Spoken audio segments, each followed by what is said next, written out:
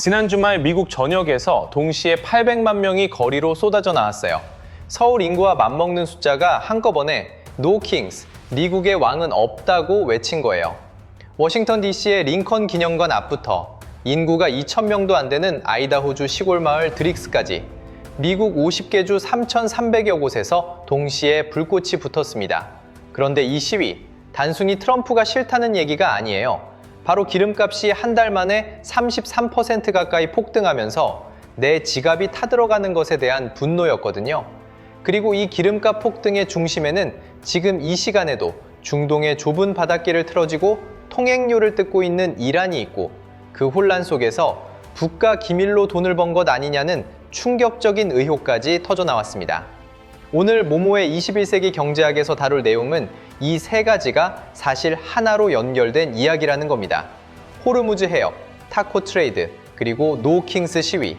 이게 대체 어떻게 연결되는지, 그리고 지구 반대편의 이 사태가 우리 일상과 자산에 어떤 영향을 주는지 끝까지 보시면 큰 그림을 가져가실 수 있을 거예요. 먼저 이 모든 사태의 출발점부터 짚어볼게요. 호르무즈 해협이라는 곳인데요. 지도를 한번 상상해 보세요. 아라비아 반도 끝자락과 이란 사이에 낀 아주 좁은 바닷길이에요. 폭이 가장 좁은 구간은 고작 38km, 서울에서 수원 가는 거리밖에 안 돼요. 그런데 이 좁디 좁은 바닷길을 통해 전 세계 원유 해상 물동량의 20에서 30%가 지나갑니다. 사우디아라비아, 쿠웨이트, 이라크, 아랍에미리트, 이란, 이 나라들이 뽑아낸 석유와 천연가스가 전 세계로 나가는 거의 유일한 백길이거든요. 쉽게 말하면 전 세계 기름이 지나가는 고속도로의 단 하나뿐인 톨게이트인 셈이에요. 그 톨게이트를 이란이 쥐고 있는 거예요. 그런데 지금까지는 그냥 눈 감고 무료로 통과시켜줬어요. 그런데 올해 2월 말 미국이 이란을 공습하면서 상황이 완전히 달라졌습니다. 이란이 이 해협을 사실상 봉쇄하기 시작한 거예요. 얼마나 막혔냐고요? 전쟁 전에 하루 평균 100척 이상 통과하던 선박이 지금은 하루 10척 미만으로 줄었어요. 90% 가까이가 막힌 거예요. 해협 근처에는 통과를 기다리는 선박만 무려 3,200척이 묶여 있다고 해요. 우리나라 기름 실어 오는 배들도 그 줄에 서 있는 겁니다. 그런데 더 놀라운 건 이란이 아예 이걸 돈벌이로 공식화하려 한다는 거예요. 이란 의회에서 호르무즈 해협 통과 선박에 통행료를 징수하는 법안 초안을 다듬고 있다는 보도가 나왔어요. 얼마냐고요? 선박 한 척당 한 번 통과에 200만 달러, 우리 돈으로 약 30억 원이에요. 수에즈 운하가 선박 크기에 따라 다르지만 보통 수십만 달러 수준인 걸 생각하면 말 그대로 강도 수준의 통행료예요. 이미 실제로 징수가 시작됐다는 증거도 나오고 있어요. 영국 해운 전문지 로이즈 리스트에 따르면 이란 혁명수비대가 이미 사실상의 통행료 징수 체계를 운용하고 있다고 해요. 선박이 해협을 지나려면 먼저 혁명수비대와 연결된 중개자를 통해 선박 서류, 선원 명단, 화물 종류, 목적지까지 다 제출해야 해요. 심사를 통과하면 승인 코드를 받고 혁명수비대 두남이 직접 에스코트해주는 방식이에요. 마치 우리나라 고속도로에서 통행료 안 내면 아예 못 지나가는 것처럼 돈 안 내면 못 가게 된 거예요. 실제로 적어도 두 척이 중국 위안화로 통행료를 납부한 것으로 확인됐어요. 이란 측은 이걸 주권적 권리라고 주장해요. 수에즈 운하나 파나마 운하도 통행료를 받잖아요 라는 논리예요. 물론 국제법 위반이라는 반발이 거세요. UN 해양법 협약에는 국제해협에서 모든 선박의 통과 통항권이 보장된다고 나와 있거든요. 그런데 이란은 이 협약에 서명만 하고 비준을 안 했어요. 법적 구속력이 없다는 거예요. 해상법 전문가들도 이론적으로는 오만 쪽 해안에 붙어서 항행하면 이란 통행료를 피할 수 있지만 이란이 미사일과 드론으로 그쪽까지 공격할 능력이 있어서 결국 선사들은 이란 쪽 항로를 택해서 돈을 내는 게 더 안전하다고 판단할 거지라고 분석했어요. 이걸 좀 더 큰 돈으로 환산해 볼까요? 이란 관영 타스님 통신이 직접 계산을 해봤어요. 전쟁 전 하루 평균 140척이 이 해협을 지났대요. 거기에 척당 200만 달러를 곱하면 하루에 2억 8천만 달러, 연간으로는 1,000억 달러가 넘어요. 150조 원이에요. 이란의 국내 총생산의 20에서 25%에 해당하는 엄청난 금액이에요. 이란 입장에서는 전쟁으로 입은 손해를 이 통행료로 메꾸겠다는 계산이 나오는 거예요. 자, 그럼 이게 우리한테는 어떤 의미일까요? 여러분, 한국은 원유 수입의 약 70%를 호르무즈 해협을 통해 들여옵니다. 사우디, UAE, 쿠웨이트산 원유가 다 이 뱃길로 오거든요. 해협이 막히면 당장 기름값이 오르고 기름값이 오르면 모든 게 오릅니다. 배달 음식, 마트 물가, 전기세, 택시비, 항공권까지요. 실제로 전쟁이 시작되고 열흘도 안 돼서 WTI 국제유가가 배럴당 111달러를 찍었어요. 지금은 등락을 반복하면서도 100달러 안팎을 유지하고 있는데 이게 지속되면 경제학자들은 미국 성장률 자체가 흔들릴 수 있다고 경고해요. 선박 보험료도 10배나 폭등했다는 보도가 나왔어요. 보험료가 오르면 운임이 오르고 운임이 오르면 수입 물가가 오르는 구조예요. 심지어 아시아와 유럽을 잇는 항공권 가격이 최대 560%나 뛰었다는 보도도 나왔어요. 하늘길까지 영향을 받은 거예요. 만약 이란이 바브의 만데브 해협, 그러니까 홍해 입구까지 봉쇄 위협을 현실화하면 어떻게 될까요? 현재 이란군 소식통은 그 가능성도 언급하고 있어요. 그렇게 되면 선박들이 선택할 수 있는 대안 루트는 아프리카 남단 희망봉을 돌아서 오는 방법밖에 없어요. 그런데 그 경우 항해 기간이 2주 이상 더 늘어나고 운임이 2에서 3배 상승한다는 분석이 나와요. 수입 기업들이 이 비용을 전부 소비자 가격에 얹어 넘길 거라는 건 뻔한 수순이에요. 그런데 여기서 이 전쟁과 관련한 정말 충격적인 이야기가 하나 더 있어요. 지금부터가 진짜 무서운 얘기인데요. 국가 기밀을 이용해서 누군가가 돈을 벌었다는 의혹이에요. 2026년 3월 23일 월요일 이른 아침, 미국 동부 시간으로 새벽 6시 49분이었어요. 뉴욕 증시가 열리기 2시간 이상 전인데 갑자기 원유 선물 시장에서 폭발적인 매도 물량이 쏟아졌어요. 딱 1분 사이에 5억 8천만 달러, 우리 돈 약 8,400억 원어치의 원유 선물 매도가 체결된 거예요. 동시에 S&P 500 주식 선물도 급등하기 시작했어요. 그리고 정확히 15분 뒤 트럼프 대통령이 자신의 소셜미디어 계정에 글 하나를 올렸어요. 미국과 이란은 지난 이틀간 매우 생산적인 대화를 나눴다. 이란에 대한 군사 공격을 5일간 유예하겠다는 내용이었어요. 이 발표 직후 국제유가는 14%가 넘게 급락했고 주식시장은 반등했어요.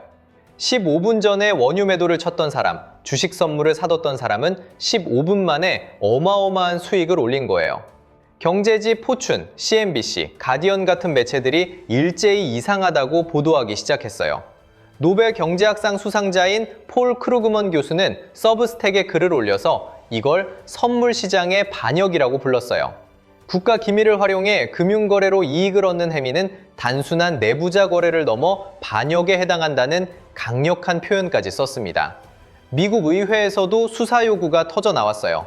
민주당 상원의원 애덤 시프는 트럼프 측근들이 불을 쌓는 동안 미국 가정은 더 가난해지고 있다며 거래 내역 공개를 요구했어요. 민주당 하원의원 데이브 민은 아예 미국 증권거래위원회와 상품선물거래위원회가 모든 수사를 막고 있다고 강하게 비판했어요. 심지어 미래 예측 베팅 사이트 폴리마켓에서도 트럼프가 이란 공격 유예를 발표하기 불과 이틀 전쯤에 새로 만들어진 계정 8개가 7만 달러를 집중적으로 베팅한 정황도 나왔어요. 만약 휴전이 성사되면 이들이 버는 돈은 12억 원에 달한다고 해요. 또 하나 재밌는, 아니 씁쓸한 신조어가 생겼어요. 바로 타코 트레이드예요. 타코, 알파벳 약자인데 트럼프 always chickens out, 그러니까 트럼프는 항상 겁먹고 물러선다는 뜻이에요. 영국 파이낸셜 타임즈의 칼럼니스트가 처음 쓴 말인데 이제는 월가에서 공식 투자 전략 용어처럼 쓰이고 있어요. 어떤 패턴이냐면 트럼프가 나쁜 소식은 시장이 닫힌 뒤에 발표하고 좋은 소식은 시장이 열리기 직전에 발표한다는 거예요. 실제로 이란의 48시간 최후 통첩을 한 건 토요일 밤이었어요. 시장이 닫혀 있을 때였죠. 그러자 우리나라 코스피도 그 주 월요일에 6% 넘게 빠졌어요. 그 다음에 공격 유예 발표는 월요일 이른 아침, 개장 2시간 전에 올라왔어요. 시장은 바로 반등했죠. 이걸 예측해서 장 끝나고 사고 반등하면 파는 트레이드가 바로 타코 트레이드예요. 세상 물정 모르는 일반 투자자들은 매번 뒤통수를 맞는 구조인 거예요. 물론 이게 진짜 내부자 거래인지는 아직 수사도 안 됐고 증명도 안 됐어요. SEC, 미국 증권거래위원회와 선물거래위원회는 논평 자체를 거부했어요. 알고리즘 매매나 매크로 전략에 따른 자금 이동이라는 반론도 있어요. 하지만 전문가들은 한 목소리로 이 타이밍을 무시하기 어렵다고 말하고 있어요. 그래서 바로 그 분노가 지난주 토요일 미국 전역에서 한꺼번에 터진 거예요. 3월 28일에 열린 세 번째 노킹스 시위. 그 규모가 얼마나 컸냐면요. 주최 측 집계 기준으로 800만 명 이상이 참가했어요. 1차 시위가 500만 명, 2차가 700만 명이었으니 매번 최대 기록을 경신하고 있는 거예요. 3,300여 곳이라는 숫자도 그냥 지나치면 안 돼요. 생각해보세요. 우리나라 행정구역상 시군구가 총 226개예요. 3,300이면 우리나라 시군구 전체의 15배에 달하는 장소에서 동시에 시위가 열린 거예요. 대도시만이 아니에요. 전체 집회의 3분의 2가량이 대도시 밖 소규모 지역 공동체에서 열렸다고 주최 측은 밝혔어요. 더 주목해야 할 건 시위가 터진 곳이에요. 아이다호, 와이오밍, 몬태나, 유타. 이 지역들은 원래 공화당의 텃밭이에요. 2024년 대선에서 트럼프 지지율이 66%에 달했던 아이다호에서도 시위 등록자 수가 급증했어요. 트럼프 지지자들마저 돌아서기 시작했다는 거예요. 인구가 2,000명도 안 되는 아이다호주 드릭스 같은 작은 마을에서도 사람들이 나왔어요. 이건 그냥 진보 진영의 반발이 아니에요. 뭔가 실생활이 무너지기 시작했다는 신호예요. 이날 시위의 중심은 미네소타주 미니애폴리스였어요. 왜 미네소타냐면 올해 1월에 미국 이민단속국 ICE 요원들이 단속 과정에서 미국 시민 르네 굿과 알렉스 프레티 2명을 총격으로 사망에 이르게 한 사건이 있었거든요. 수만 명의 시위대가 주의회 앞 광장에 모인 가운데 싱어송라이터 브루스 스프링스틴이 두 희생자를 추모하며 만든 곡 미니애폴리스의 거리를 불렀어요. 배우 제인 폰더가 희생자 르네 굿의 아내가 쓴 성명을 대독하면서 눈물을 흘렸고 시민들은 ICE 아웃을 함께 외쳤어요. 워싱턴 DC에서는 수천 명이 흑인 민권운동의 상징인 링컨 기념관을 지나 내셔널몰까지 행진했어요. 뉴욕 맨해튼에서는 배우 로버트 드니로가 직접 나와서 트럼프를 우리 자유와 안보에 대한 실존적 위협이라 부르며 목소리를 높였어요. 텍사스주 댈러스에서는 반대 세력과 몸싸움이 벌어져 경찰이 여러 명을 체포하는 일도 있었어요. 시위는 미국을 넘어 12개국 이상으로 번졌어요. 프랑스 파리 바스티유 광장, 영국 런던, 이탈리아 로마에서도 수천 명이 나왔어요. 파리 시위를 기획한 현지 거주 미국인 아다 셩은 트럼프의 불법적이고 무모하고 무책임한 끝없는 전쟁에 항의한다고 말했어요. 이 시위대가 내건 요구사항들을 들어보면 이게 단순한 반트럼프 감정이 아니라는 걸 알 수 있어요. 강경 이민정책 반대, 이란 전쟁 중단, 휘발유 가격을 포함한 생활비 급등 문제 해결, 최저임금 인상, 성소수자 권리 보호까지 굉장히 광범위한 생활 의제들이에요. 전쟁이 추상적인 안보 문제가 아니라 당장 내 주유비와 마트 영수증에 찍히는 숫자로 다가온 거예요. 특히 보수 진영 행사인 CPAC에서도 분열 징후가 나타났다는 보도가 나왔어요. 폴리티코에 따르면 텍사스주에서 열린 이 행사에서 청년층을 중심으로 전쟁을 하지 않겠다던 공약과 다르게 이란 전쟁으로 휘발유 가격과 물가가 오르고 있다는 불만이 표출됐어요. 트럼프 대통령 자신이 이 최대 보수 연례 행사에 10년 만에 처음으로 불참했다는 것도 눈길을 끌었어요. 백악관과 공화당은 이 시위를 폄하하기 바빴어요.